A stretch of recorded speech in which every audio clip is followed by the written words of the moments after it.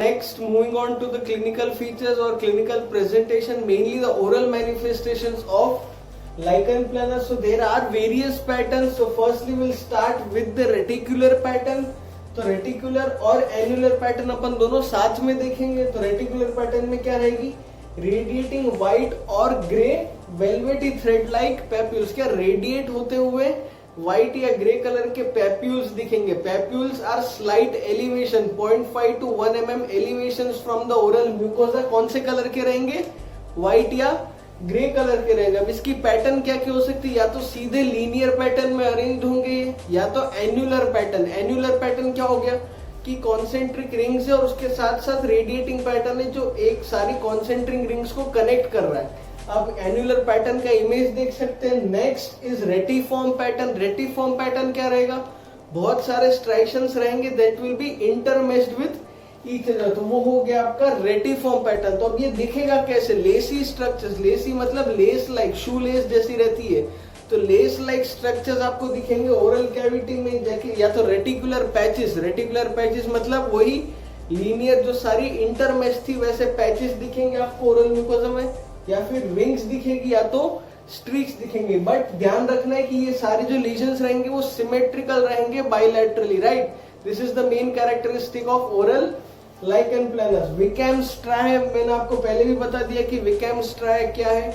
अब एक बात और है कि जब ये दोनों इंटरसेक्ट करेंगे, दोनों व्हाइटिश या ग्रेइश कलर की जो लाइंस है लीनियर पैटर्न में या कोई सी भी पैटर्न में आप देखोगे कि जब दोनों दो लाइंस इंटरसेक्ट करेंगी तो एक स्लाइट एलिवेशन ऑफ डॉट दिखेगा, उसको भी विकैम स्ट्राय कहा गया. Some author call the whole striae as Wickham striae, some author say that the dot is Wickham striae. So ये चीज आपको ध्यान रखनी है. समटाइम्स द पेशेंट में also feel burning sensation.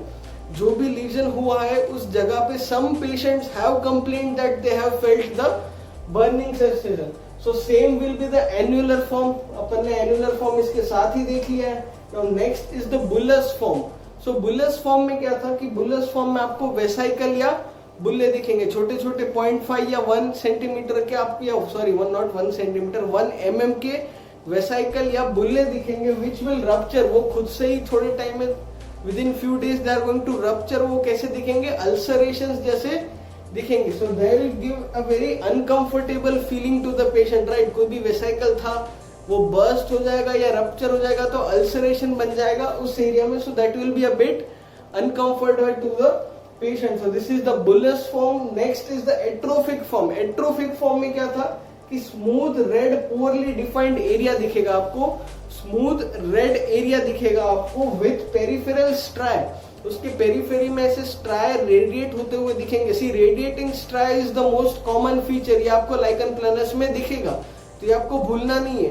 But change क्या होगा एट्रोफिक फॉर्म में कि smooth red poorly defined area रहेगा, उसके ऊपर आपको रेडिएटिंग स्ट्राय दिखेंगे. ये रेड एरिया इतना वेल डिफाइंड नहीं रहेगा, स्मूथ रहेगा और बहुत हल्के से दिखेगा विथ पेरिफेरल स्ट्राय. तो ये नॉर्मली क्या होगा कि आपको अटैच जिंजाइवा के एरिया में दिखेगा. Not everywhere, it is mainly seen in the part of attach gingiva. तो it will appear as desquamative gingivitis. Desquamative gingivitis is also seen mainly in the attach gingiva. So it is also named as desquamative gingivitis pattern and most commonly seen in post menopausal women. जो भी post menopausal, जिनका menopause हो गया, उस women's में आपको ज्यादातर दिखेगा ये विच पैटर्न, एट्रोफिक पैटर्न. उसके साथ साथ pain and burning sensation will be associated. तो अपन ने अभी तक 4 पैटर्न देखे, रेटिकुलर और annular pattern, bullous form, atrophic form. Next will see the hypertrophic form. अब हाइपरट्रोफिक फॉर्म में क्या रहेंगे, it is very much simple के स्लाइट व्हाइट या ग्रेइश कलर के एलिवेशंस दिखेंगे म्यूकोजा पे. वही आपको thread like structures, white colour के स्ट्राइशंस दिखेंगे. बट ये सिमिलर करेगा, थोड़ा सा ल्यूकोप्लेकिया जैसा दिखेगा. हाइपरट्रोफिक फॉर्म कैसा दिखेगा, ल्यूकोप्लेकिया जैसा दिखेगा. तो आपको इसको डायग्नोज करने के लिए, डिस्टिंग्विश करने के लिए आपको बायोप्सी करना कंपलसरी हो जाएगी. So this is the hypertrophic form of oral lichen प्लानस.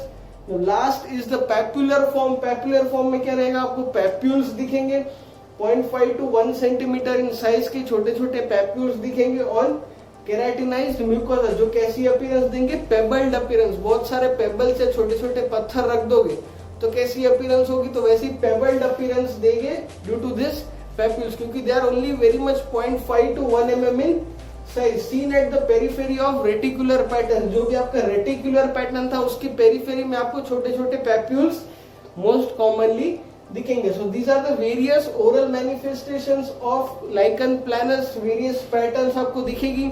आपको कुछ चीजें याद रखना है, जैसे कि व्हाइटिश या ग्रेइश कलर की स्ट्राइशंस, विकैम्स स्ट्राई, कॉबनस फेनोमेना भी अपन ने देखा।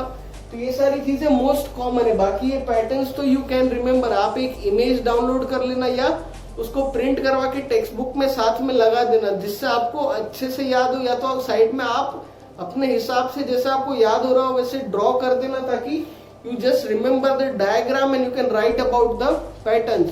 बट मेन चीज आपको क्या याद रखनी है, स्ट्राइशंस लाइट व्हाइट या ग्रेइश कलर के बाहर रेडिएट होते हुए, विकैम स्ट्राई, कॉबनस फेनोमेना, बाइलैटरली सिमेट्रिकल, ये सब जो की पॉइंट्स है ना वो पकड़ के चलोगे ना तो कोई भी चीज याद रखना बहुत इजी हो जाएगा। नेक्स्ट अपन देखेंगे इसकी हिस्टोलॉजी और treatment.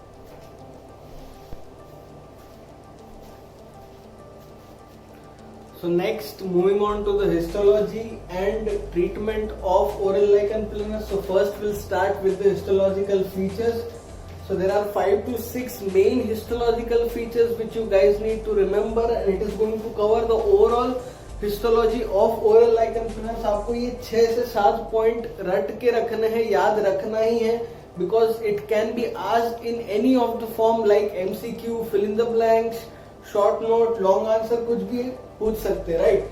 So starting with the first histological features, that is hyper ortho और पैराकेराटोटिक एपिथेलियम विद प्रोमिनेंट स्ट्रैटम ग्रैन्युलोसम। क्या लिखा है कि जो भी एपिथेलियम है, ऑर्थोकेराटिनाइज्ड है या parakeratinized epithelium, it is going to have more of keratosis, that is hyper orthokeratotic और हाइपर पैराकेराटोटिक एपिथेलियम। उसके साथ साथ जो स्ट्रैटम ग्रैन्युलोसम की लेयर है, there are 4 layers of epithelium, तो उसमें से जो स्ट्रैटम ग्रैन्युलोसम की लेयर है that is very much prominent. Second feature is जो स्पाइनस लेयर है, spinous layer of stratum spinosum जिसको कहते हैं, that is you can see acanthosis और atrophy of those cells. So the cells present in the spinous layer are going to show atrophy or acanthosis. Next is the liquefactive degeneration of basal cell layer. जो भी basal cell layer थी, we have seen in the etiopathogenesis कि जो भी basal cell layer के keratinocyte cells है, they are going to be degenerated, मतलब self degeneration of the cells हो रहा है, that is apoptosis will be occurring. So liquefactive degeneration of basal cell layer and it is going to be replace. अगर वो लिक्विफेक्टिव हो गया तो किससे रिप्लेस होगा, एक इओसिनोफिलिक मटेरियल से रिप्लेस हो जाएगा। तो 3 चीजें देखिए, एक ग्रैन्युलर लेयर की, एक स्पाइनस लेयर की और एक सुपरफिशियल लेयर की, जो कि हाइपर केराटोटिक है। नेक्स्ट जो रेटिरिजिस है, they will be saw tooth, जैसे बाहर निकली हुई प्रोमिनेंट सॉ टूथ रेटिरिजिस दिखेगी आपको।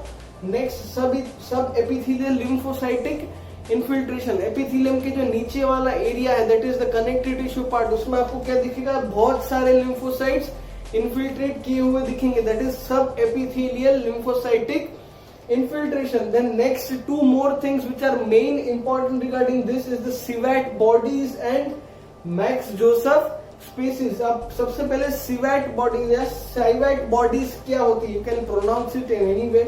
सीवेट बॉडीज क्या होती है कि जो भी केराटिनोसाइट्स बेसल लेयर में थे उनका डीजनरेशन हो रहा था, right, you guys agree with this.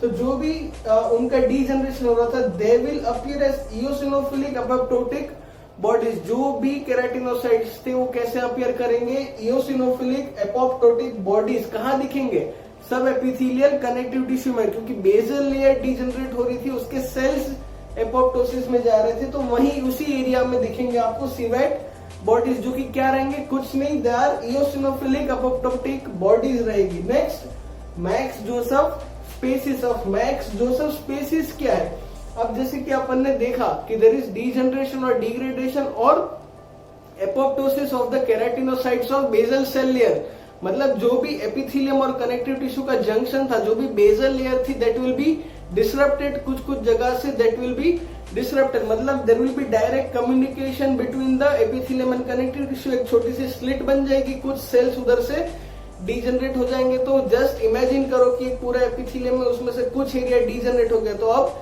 ये स्लिट बन गई, तो उस स्लिट या उस छोटी छोटी स्पेसिस को क्या कहते हैं, Max Joseph spaces, right. Now दो चीजें देखी, सिवेट बॉडीज और Max Joseph spaces. Next last point which you need to remember is deeper connective tissue. ऊपर तो अपन ने देखा एपिथेलियम के जस्ट नीचे आपको लिम्फोसाइटिक इन्फिल्ट्रेशन है, मतलब इन्फ्लामेटरी इन्फिल्ट्रेट प्रेजेंट है, पर जो डीपर कनेक्टिव टिश्यू रहेगा उसमें आपको कोई इन्फ्लामेशन की साइंस या इन्फ्लामेटरी सेल्स नहीं दिखेंगे। So these are will go from again up to down. सबसे पहले केराटोटिक है या hyper keratotic, then granular layer is prominent, spinous layer will show एक्यांथोसिस।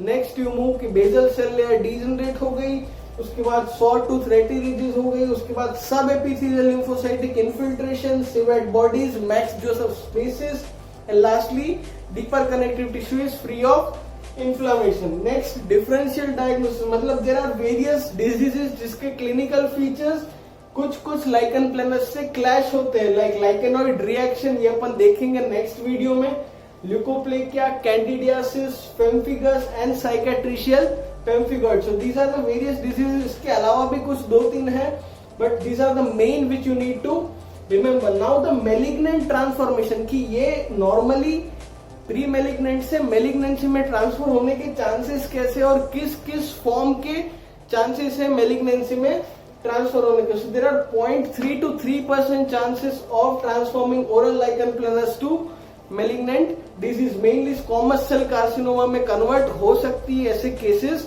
देखे गए। और दो फॉर्म्स जो है, first is erosive and second is atrophic. Erosive I had forgot to mention about that in the clinical features. I will tell you कि erosive form क्या होता है, कि erosive form it will appear similar, जैसे कि bullous form of lichen planus है, in that if you break the bullous और vesicle अगर रप्चर हो जाता है, then it will appear as an eroded और अल्सरेटेड एरिया।